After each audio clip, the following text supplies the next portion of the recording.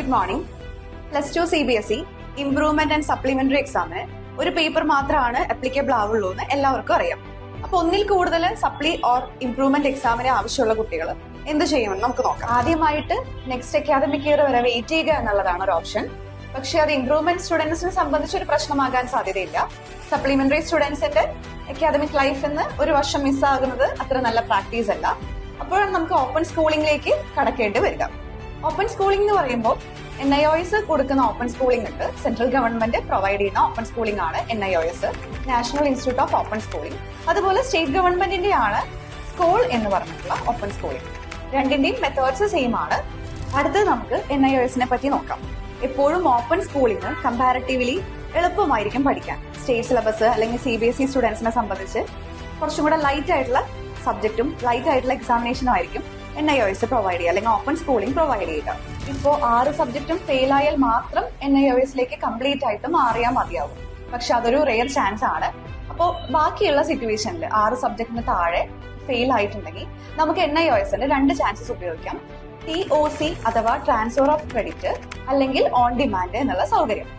Transfer of credit എന്ന് പറഞ്ഞാൽ CBSE അല്ലെങ്കിൽ സ്റ്റേറ്റിന് കിട്ടിയ ഹയസ്റ്റ് ആയിട്ടുള്ള 2 സബ്ജക്റ്റിന്റെ മാർക്ക് NIOSലേക്ക് ട്രാൻസ്ഫർ ചെയ്തിട്ട് ബാക്കി 3 സബ്ജക്ട് മാത്രം എക്സാം എഴുതിയാൽ മതിയാകും. അതായത് 2 സബ്ജക്ട് മാത്രം ഫെയിൽ ആയ കുട്ടിയുടെ സിനാറിയോ നമുക്ക് നോക്കാം.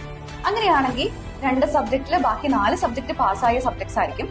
അതിൽ ഹയസ്റ്റ് മാർക്സ് ഉള്ള 2 സബ്ജക്ട് TOC വഴി നമുക്ക് NIOSലേക്ക് ട്രാൻസ്ഫർ ചെയ്യാൻ പറ്റും. അപ്പൊ ആ കുട്ടി 3 സബ്ജക്റ്റിന് എക്സാം എഴുതണം.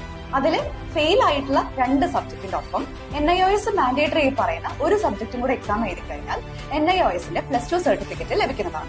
NIOSന്റെ റെഗുലർ എക്സാംസ് ഒരു വർഷത്തിൽ 2 തവണയാണ് കണ്ടക്ട് ചെയ്യാറ്. ആ സമയത്ത് നമുക്ക് NIOSന്റെ ഓൺ ഡിമാൻഡ് അപ്ലൈ ചെയ്യുകയാണെങ്കിൽ നമുക്ക് ഈ പറഞ്ഞ പോലെ അക്കാദമിക് ലൈഫിൽ ഒരു വർഷത്തെ മിസ്സിംഗ് ഉണ്ടാവില്ല. അതായത് കുട്ടിക്ക് എപ്പോഴാണോ എക്സാം എഴുതാൻ പറ്റുക ആ സമയത്ത് ആപ്ലിക്കേഷൻ കൊടുത്ത് എക്സാം ഡേറ്റ് ചൂസ് ചെയ്യാവുന്നതാണ്. ഒരു സബ്ജക്ട് മാത്രം ഫെയിൽ ആയ കുട്ടി കമ്പാർട്ട്മെന്റ് എക്സാം എഴുതി പാസ്സാവോ എന്നുള്ള കൺസേൺ പാരന്റ്സിന് ഉണ്ടായിരിക്കും.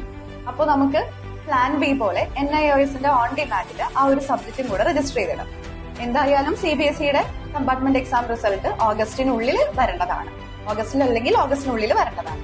അപ്പോൾ ഇനി എങ്ങാനും കമ്പാർട്ട്മെന്റ് എക്സാമിന് പാസ്സായിട്ടില്ല എങ്കിൽ NIOSന്റെ ഓൺ ഡിമാൻഡ് പ്രകാരം എക്സാം എഴുതുവാണെങ്കിൽ അതിന്റെ റിസൾട്ട് പെട്ടെന്ന് വരും. അപ്പൊ നിങ്ങൾക്ക് ഹയർ എഡ്യൂക്കേഷൻ വരുന്ന സമയത്ത് അത് ഗ്യാപ്പ് ഇല്ലാതെ ഫിൽ ചെയ്യാൻ സാധിക്കും. ഇനിയിപ്പോ കമ്പാർട്ട്മെന്റ് എക്സാമിൽ കുട്ടി പാസ്സായിട്ടുണ്ടെങ്കിൽ NIOSന്റെ രജിസ്ട്രേഷൻ നമുക്ക് ഒന്നും ചെയ്യാൻ കഴിയില്ല. ഫീ റീഫണ്ടും പോസിബിൾ അല്ല. പക്ഷെ എക്സാം അപ്പിയർ ചെയ്തില്ലെങ്കിൽ സ്റ്റുഡന്റിന് CBSE സർട്ടിഫിക്കറ്റ് തന്നെയാണ് കിട്ടുക. ഈ ഫെയിൽ ആയ കുട്ടികളോടാണ് നിങ്ങളുടെ മാർക്ക് കുറയാനും അതുപോലെ ഫെയിൽ ആവാനുമുള്ള പൂർണ്ണമായ ഉത്തരവാദിത്തം നിങ്ങളുടെ തന്നെയാണ്. പക്ഷെ എന്താണ് കഴിഞ്ഞ വർഷങ്ങളിൽ നിങ്ങൾക്ക് സംഭവിച്ചത്, എങ്ങനെ നമുക്ക് മുന്നേറാം, എത്രത്തോളം നിങ്ങൾ ഹാർഡ് വർക്ക് ചെയ്യണം എന്ന് മനസ്സിലാക്കിയിട്ട് ഒന്നും കൂടെ ഉയരത്തിലെത്താൻ ശ്രമിക്കുകയാണ് വേണ്ടത്. അതുപോലെ കൂടെ നിൽക്കുന്നവര് ഒപ്പം നിർത്തുക, ഹ്യൂമിലിയേഷൻസ് ഒക്കെ ഒഴിവാക്കി അവരെ നന്നായി സപ്പോർട്ട് ചെയ്യുക. നെക്സ്റ്റ് അക്കാദമിക് ഇയറിൽ അവർക്ക് നല്ല ഫ്യൂച്ചർ ഉണ്ടാവട്ടെ. So wishing you all the success. Thank you.